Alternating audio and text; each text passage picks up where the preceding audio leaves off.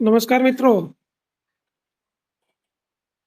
તો આજે ખાસ કરીને આપણે વાત કરવી છે કે ધોરણ 5માં અભ્યાસ કરતા જે વિદ્યાર્થીઓ છે એમના માટે તારીખ 31 જાન્યુઆરી 2026ના રોજ જે પરીક્ષા યોજાવા જઈ રહી છે, કોમન એન્ટ્રન્સ ટેસ્ટ. એ આપણે બધા જાણીએ છીએ કે આ પરીક્ષામાં સારું પ્રદર્શન કરનાર વિદ્યાર્થીઓને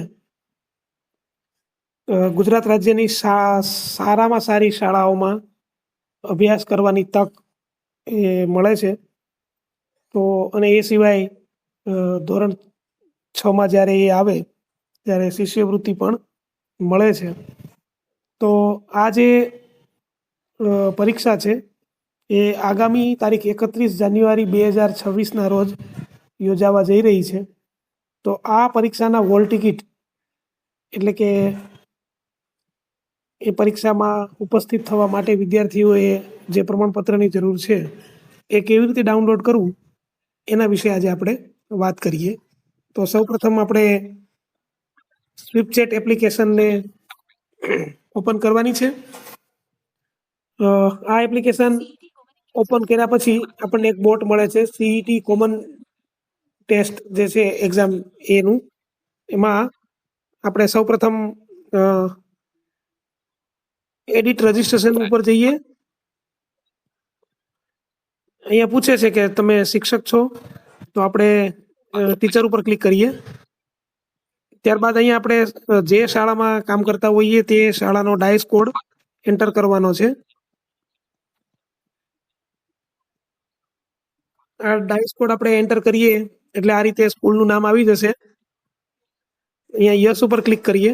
ત્યારબાદ ટીચરનો જે પોતાનો એસએસએનો જે ટીચર કોડ છે એ આપણે એન્ટર કરવાનો છે, જે 8 આંકડાનો કોડ છે. તો ત્યારબાદ આપણે આ રીતે એને એન્ટર કરીએ એટલે આપણું આવી જાય છે. યસ, ડિટેલ આર કરેક્ટ ઉપર આપણે કરીએ છીએ. તો અહીંયા ડાઉનલોડ સ્ટુડન્ટ હોલ ટિકિટ એવું એક ઓપ્શન આવે છે, એના ઉપર ક્લિક કરીએ. તો ધોરણ 5 સિલેક્ટ કરીએ. હવે અહીંયા બલ્કમાં ક્લાસ વાઇઝ હોલ ટિકિટ અને સ્ટુડન્ટ વાઇઝ હોલ ટિકિટ આપણે ડાઉનલોડ કરી શકીએ છીએ. તો આ ક્લાસ વાઇઝ હોલ ટિકિટ આપણે ડાઉનલોડ કરીએ તો થોડી વારમાં એ જે છે એ આ રીતે એ આપણને મળી જાય છે. તો આ પીડીએફ જે છે એને તમે ઓપન કરશો તો આ રીતે બધા જ વિદ્યાર્થીઓની જે હોલ ટિકિટ છે એ આપણને મળી ગઈ છે. બરોબર, તો આ રીતે કરી શકાય છે.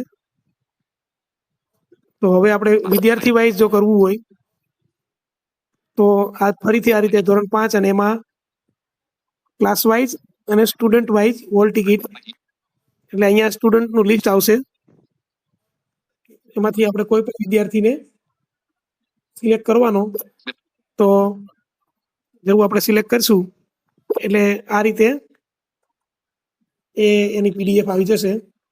જે એક પાનાની આ પીડીએફ છે એને આપણે પ્રિન્ટ લઈ અને વિદ્યાર્થીઓને જે આ પરીક્ષા છે એમાં આપણે મોકલવાના રહેશે. જરૂરી જે સૂચનાઓ છે એ વાંચી અને સહી સિક્કા વગેરે આચાર્યશ્રીને કરી અને વિદ્યાર્થીઓને આપવાની છે.